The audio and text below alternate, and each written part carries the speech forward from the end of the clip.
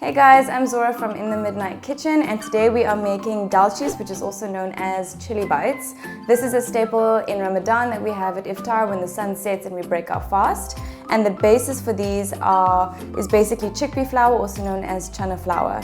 So we are going to start baking that today. Let's get into it. So we are going to start by adding our chickpea flour, which is a nice yellow tinge in color, and then all our dry ingredients. And we're going to add a tablespoon of normal flour, and then we're adding the baking powder, and that's basically just going to give us a really great rise. We're going to sift or whisk everything together just so that there are no lumps. And now I'm going to be adding in our spices. So we have some cumin and coriander powder, and then some chili flakes. So I'm adding those in, and then I'm going to give it another whisk. Right, now I have grated some onion, just a normal brown, medium-sized onion. If there's any juice from the onion, add that as well. I'm also adding in some coriander, fresh, chopped up. And then last but not least, I'm going to be adding in my spinach. So there's quite a bit of spinach, so I'm probably just going to add in just 3/4. And we're going to mix this all together.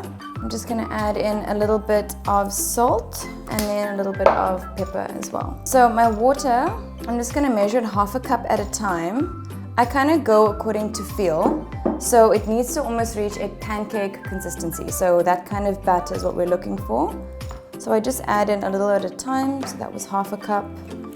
And then we mix everything together. The second it can come together, you're done.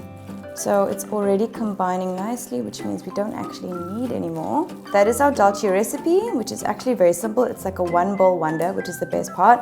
And now we're going to heat some oil in a pan and then fry them off. So the way I do them is I just pop them in the hot oil as round as I could possibly make them. And we're going to add to this pan, I think 3 to 4 daltjies at a time, just that we don't overcrowd it too much. There we go. It smells amazing already. So this one is kind of cooked through, so I'm going to flip it over. And it has a beautiful golden crispy look to it, which is exactly what we're looking for.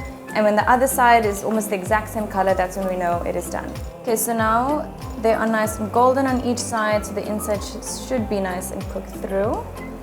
So our daltjies and chili bites are ready to eat, and now I'm just going to have a little bite. So this texture is amazing. It's not too doughy, and the outside is perfectly crispy, so you have that nice juxtaposition between soft and crispy at the same time. I can't wait for you guys to try this recipe. It is honestly so good.